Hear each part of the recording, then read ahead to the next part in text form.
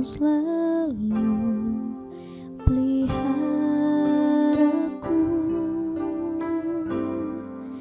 kasih dan setiamu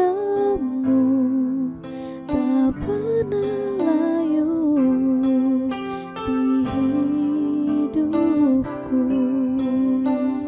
Lebih luas dari samudra kebaikan-Mu Bapa takkan habis di hidupku. Lebih tinggi dari cakrawala, tak terbatas kasih-Mu.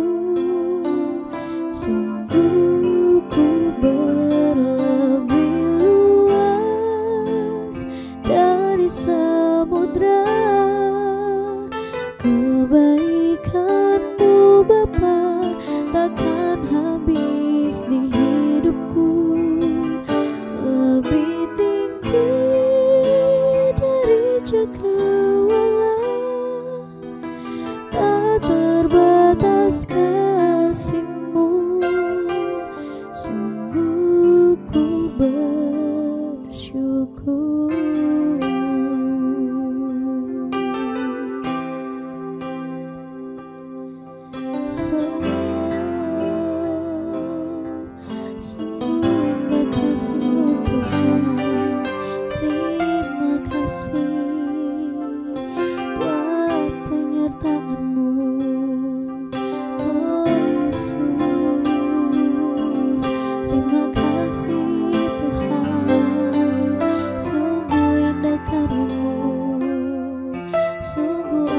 Perbuatan-Mu, oh Yesus. Terima kasih Tuhan, sebab Engkau baik Bapa, sungguh baik Yesus. Haleluya, haleluya Yesus.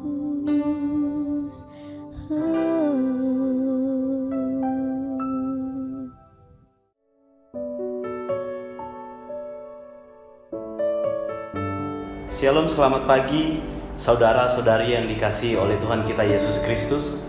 Salam sejahtera bagi kita sekalian dimanapun kita berada saat ini.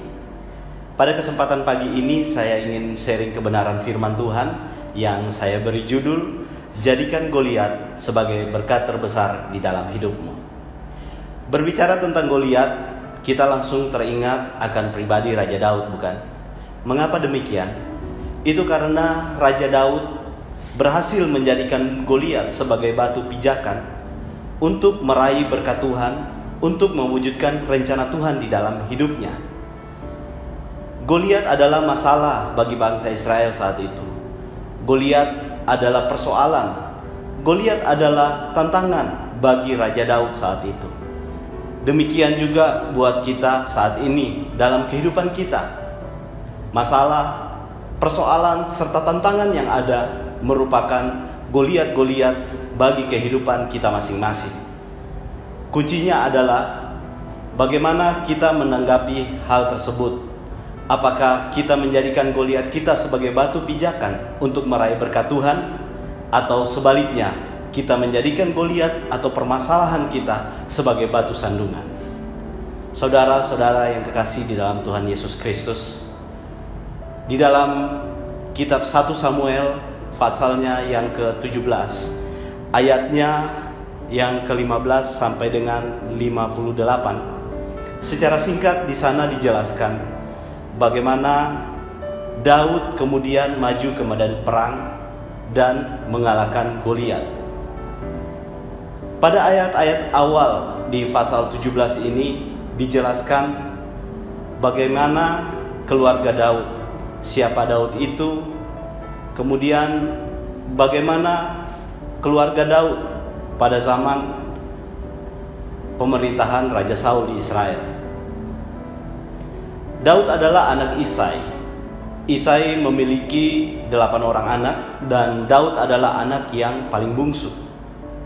Daud memiliki kakak-kakak yang luar biasa Bahkan 3 di antaranya masuk dalam pasukan khusus Raja Saul yang saat itu sedang di medan perang. Mereka adalah Eliab, kemudian ada Abinadab dan Syamah. Sedangkan pada waktu itu posisi Daud adalah sebagai pegawai istana raja. Dia adalah staf favorit Raja Saul saat itu. Bahkan dia dipercayakan untuk menjadi pembawa senjata Raja Saul. Kalau dikatakan saat ini bisa dibilang dia itu adalah salah satu ajudan presiden. Namun demikian, Daud di sela-sela tugasnya sebagai pegawai istana raja, dia mengambil waktu untuk pulang ke rumah ayahnya di Bethlehem. Dan yang luar biasa, ketika Daud kembali ke rumahnya, ke rumah ayahnya di Bethlehem, dia tidak kembali dengan membawa atribut dan membanggakan dirinya sebagai staf pegawai istana raja. Tetapi dengan kerendahan hati, Daud kembali ke rumah ayahnya. Dia kembali untuk mengembalakan kambing domba ayahnya. Ini hal yang sangat luar biasa. Ini adalah faktor yang membuat Daud itu berhasil. Ini adalah faktor yang membuat kemudian Daud bisa menjadikan Goliat sebagai batu pijakan. Dia memiliki kerendahan hati yang luar biasa. Yang kedua, Daud mempunyai hati yang senantiasa ingin melayani. Daud adalah anak yang kurang diperhitungkan dalam keluarganya. Sebagai buktinya, ketika Samuel datang mau mengurapi anak-anak Isai, Daud ini dilupakan oleh ayahnya. Daud ini tidak diperhitungkan. Tapi walaupun demikian, Daud tidak kemudian menjadi marah.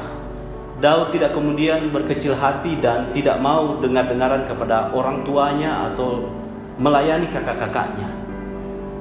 Tetapi Daud terus menjalankan perannya sebagai anak bungsu yang senantiasa melayani orang tuanya, melayani ayahnya dan kakak-kakaknya. Pada ayatnya yang ke-17 sampai dengan 19, di sana diceritakan bagaimana ayah Daud meminta kepada Daud untuk menyiapkan beberapa bahan untuk bekal makanan yang akan dibawa ke medan perang untuk kakaknya serta Raja Saul. Daud melakukan itu tanpa berbantah. Karena kenapa? Daud itu punya hati yang mau melayani. Bukan hanya itu saja. Ketika semuanya sudah dipersiapkan, keesokan harinya Daud itu bangun pagi-pagi benar. Pada ayatnya yang ke-20 di sana dikatakan Daud bangun pagi-pagi. Daud ini selain memiliki kerendahan hati, memiliki hati yang melayani, dia juga memiliki karakter dan kedisiplinan yang kuat. Dia bangun pagi-pagi untuk mempersiapkan segala sesuatunya. Bahkan kambing domba yang dia gembalakan tidak luput dari perhatiannya. Dia menitipkan kambing domba yang 2-3 ekor itu kepada seorang penjaga. Meskipun mungkin hal ini tidak diperhitungkan oleh ayahnya, tetapi dia melakukannya dengan setia. Ini adalah kunci keberhasilan Daud, sehingga Goliat, masalah yang dia hadapi, dia jadikan sebagai batu pijakan untuk meraih berkat Tuhan yang luar biasa. Bagaimana dengan kita?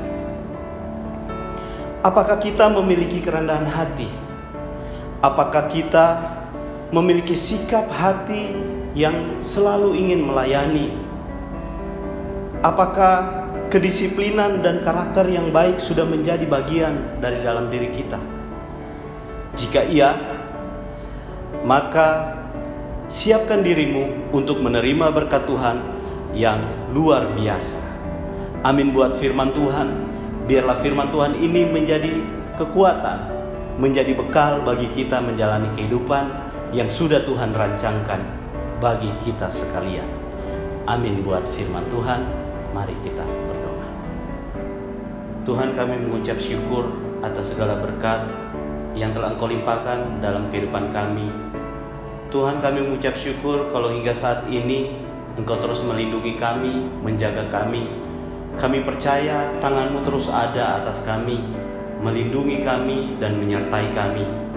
Tuhan, kami berdoa kiranya Engkau memberkati media ini. Biarlah media ini dapat menjadi wadah untuk pekabaran kebenaran firman-Mu, sehingga semakin banyak umat-umat-Mu yang dikuatkan di dalam Engkau. Terima kasih Bapa, terima kasih. Ini doa kami di dalam nama Tuhan Yesus. Kami berdoa dan bersyukur. Haleluya. Amin.